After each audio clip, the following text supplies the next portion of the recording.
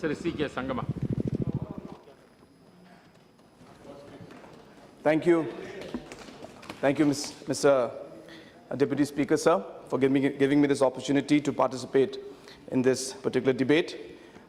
This is my maiden speech here, so I'm highly privileged and happy to be a part of this debate. Sir, I won't take much time. I'll be very, very specific in my points. So first of all, it's very sad that every time we discuss or hear about Kashmir, it is always for the wrong reasons. And it's the same for Northeast also. Both are such beautiful and potential states and regions, and yet always they're in the news for the wrong reason. Even as we speak, tension prevails out there. And I think as Mr. Beg and Mr. M.G. Akbar had mentioned, that there is a history behind this whole thing, why this has happened. And I think we all appreciate that history, and we all realize the complexity of the situation.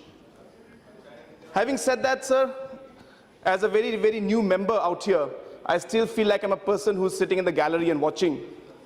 In 2 days' time, especially in today's debate, it did hurt when I saw that in an issue like this, there was a lot of politics going on about who's right and who's wrong. And as a young politician, sometimes you do look at this and you do feel discouraged that these kind of things happen, especially when an issue like, such sensitive issue like Kashmir is being talked about. Nonetheless, sir, I am hopeful and I believe that if we put our hearts and minds together, solution will come. We will find a way forward. This is my belief, sir.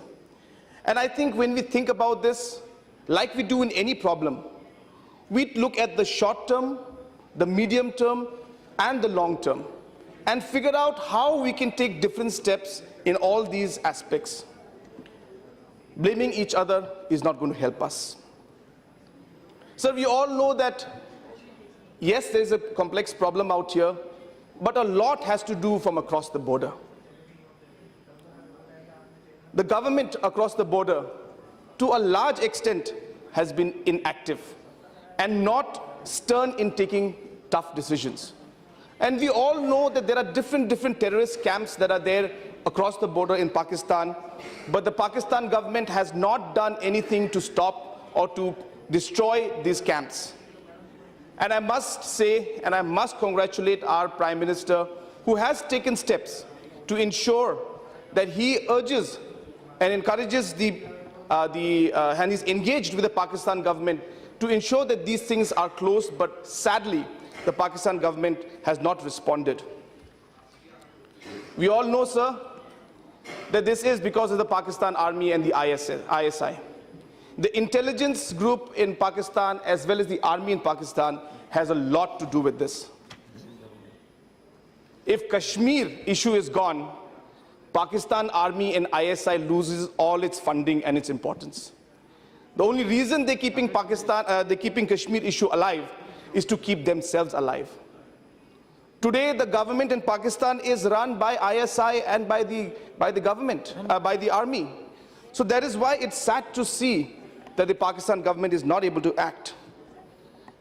I think all international countries know, all the developed nations know, that Pakistan has got different terrorist camps are there in Pakistan. Yet, action is not being taken. And this is where I think I would like to thank once again our Honorable Prime Minister. One of the members had mentioned that he's touring all different countries and going around. And I think there is definitely purpose in this. Today, it is very, very critical that we do apply international force. We do apply international sanctions to Pakistan. We ensure that pressure is given from different developed countries to ensure that no funds are given to them. So I think if economic sanctions are put in, and this can only be done when our relationships improve with different nations, and I think that's what our Honorable Prime Minister is trying to do. I think that international pressure, those international sanctions, I think will force Pakistan to act against these terrorist camps. But sir, in the meantime, it's very sad to see that it is our Jawans and our army personnel who are facing the heat. While they do the sacred duty of protecting our people and our land, the kind of suffering that they go through, sir, we all know the kind of sacrifice. And I think I take this opportunity to salute each and every one of them and to know and to tell them that we are all proud of what they're doing for the nation. Sir, having said that, I strongly believe that we need to improve the infrastructure in different borders of our nation. Today, if you were to look at other countries across our border, I don't want to name, but I'm sure everybody will know, the kind of infrastructure they have at their border. They don't even need to put people there to protect it.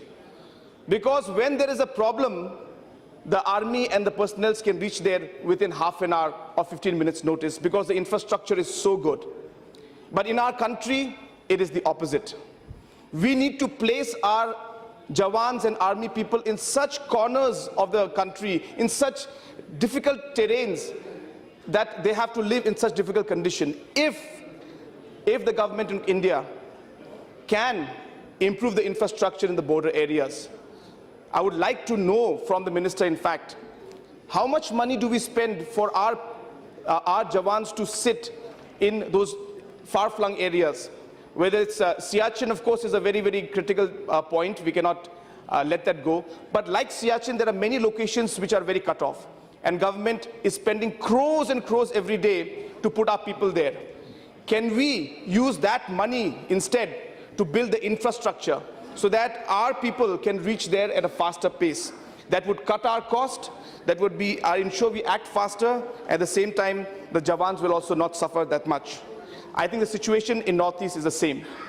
So apart from the borders that we have, sir, I strongly feel that this physical borders and this physical infrastructures that we're going to create, for us to really hit this problem at the bottom, I strongly feel that we need economic borders. Need to create jobs and economic opportunities for our youth and in these border areas. We need educational borders. We need to put up good institutions in these areas so that there is an economic border, there is an education border set up. We need social borders to be set up. Simply having physical borders might not serve our purpose. So I strongly encourage that we go for economic borders, social borders, education borders to solve this problem. Sir, sadly, I would like to come to this point, but sadly when our people, our Jawans are in the action, sometimes civilians are affected. We are targeting the enemy, but we end up hurting our own people.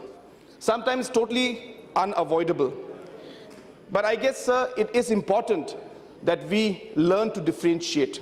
And I think here we cannot blame our armed forces. They are doing their duty.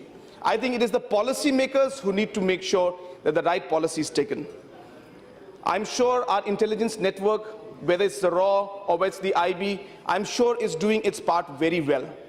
But I strongly feel that if there is action based on strong intelligence input and we have specific targets hit, I think the civilian impact will be lesser. So I think we need to invest more in intelligence. I think we need to increase our budget allocation for RAW and for IB so that the right input comes to us and we're able to attack and target specific people and not the civilians in general. Because as I said, sometimes this causes more pain and harm than actual good to us. So having said that, we are all aware, and I think so many members before me have spoken about the Armed Forces Special Power Act. And sir, I, as a person from Northeast, I have with my own eyes, I have seen the atrocities that are done against the civilians. And I also would like to join the rest to condemn the Armed Forces Special Power Act, and I would like to request the government to ensure that this is repealed and this is taken out. This is a draconian act, and I'll tell you, sir, if this is done, I think that will be the first step towards creating trust for the people. People will start trusting the government. In Manipur, we know what's happening, sir. Sharmila has been fasting for more than 10 years for this particular issue. So therefore, I strongly feel that when we have acts like these and we act against civilians, that is where we are going wrong, sir. And when people who are being attacked as civilians are friends, when we attack them, we make them our enemies, sir. They're not enemies. Some of them are our friends, but our actions lead them to become our enemies. This in some areas is not a war. When you go to Meghalaya, when you go to parts of Arunachal and Manipur, it's not a war, sir. But our actions make it a war. When the kind of atrocities we do against the common people, they want to get back at the system. So I strongly feel, sir, we need to realize that we need the human touch at the right place, and I feel the intelligence network will help us to reach that. Having said that, sir, I have always believed that the problem of militancy, whether in Northeast or in most parts of the country, is not the problem, sir. The problem is socio-economic, and the result is militancy. It is not because these boys want to be militants, but they have no choice, as Mr. Badruddin Ajmal was mentioning. They have no choice. Some of them are on the payroll. They are paid 5,000, 10,000 rupees to be part of a group. So the problem is socio-economic, and the result is militancy. We are attacking, sir, just my first speech, sir. Just give me 2 minutes. Please try to be very brief. Sir, just 2 minutes lunga, sir, khali. Sir, allow him to lose this. So, sir, that's why. Dhanyavad, sir. So that is why, sir, I also believe, and I thank the Prime Minister, that if he has this mantra of Sabka Saath, Sabka Vikas, that is the way to move forward. We need the development to touch the people. Socioeconomics problems being solved, I am sure that militancy also will slowly disappear. We need development for peace, not peace for development. So we need the development first, and I strongly feel peace will follow forward. Sir, last point which I want to make is regarding the kind of way that we handle the people who come and surrender. So recently in my state of Meghalaya, there was a group called ANVC that surrendered about 2 years back and signed the peace agreement with the government of India. So till today, after 2 years, 2 साल हो गए sir, आज तक उस agreement का कुछ नहीं हुआ. वो agreement जैसा था वैसा ही है अभी तक, और ना किसी कैडर को 1 रुपया दिया गया है, ना एक काम दिया गया है आज तक. तो अगर भारत सरकार की तरफ से और मेघालय सरकार की तरफ से जो वादा किया था, अगर वो वादा पूरी तरह निभाएंगे नहीं, तो बाकी मिलिटेंट्स आगे कैसे आएंगे? बाकी मिलिटेंट्स के पास कैसे एक ट्रस्ट होगा कि हां सरकार सीरियस है? 2 साल हो गए सर. आज इन कैडर्स और इन ग्रुप्स के जो लोग हैं वो वापस जाने की सोच रहे हैं या नया ग्रुप खोलने की सोच रहे हैं सर. तो मेरा ये अनुरोध है हमारी सरकार से कि इस इशू को सीरियसली ले, और जब कुछ वादा किया कि एग्रीमेंट में हम लोग आपको ये चीज देंगे, वो वादे को हम लोग पूरी तरह निभाएं, तभी जाके विश्वास आगे आएगा. और सर, इसमें एक 6 शेड्यूल का एक अमेंडमेंट था, जो हमारा जो कॉन्स्टिट्यूशन में 6 अमेंडमेंट है रिगार्डिंग डिस्ट्रिक्ट काउंसिल. सो उसमें एक अमेंडमेंट था सर 6 शेड्यूल का. वो अमेंडमेंट भी जो बिल है वो भी 2 साल पहले आना था, आज तक नहीं आया, और वो सर वो टैक्स एग्रीमेंट का वो एक भाग था. My request would be, sir, the 6th schedule amendment that we had proposed, that amendment should be done immediately, and I request the Home Ministry to look into that aspect, as I said, because the trust of the people, the trust of these cadres who have surrendered is going down. And I think if we lose the trust, then I think it will be very difficult to bring it back again. So therefore, sir, I don't want to take much time. I thank you for giving me this opportunity. I once again urge that we all the parties have united today. It's a very positive symbol, but of course a lot of fireworks were there, which is again healthy for democracy. But I would like to urge that we work together, sir, and I also support the cause for an all-party delegation, if that can be done, that can go to Kashmir and actually meet the people, sir. I think it will serve a lot. So once again, thank you for giving me this opportunity to speak on the subject. Thank you, sir.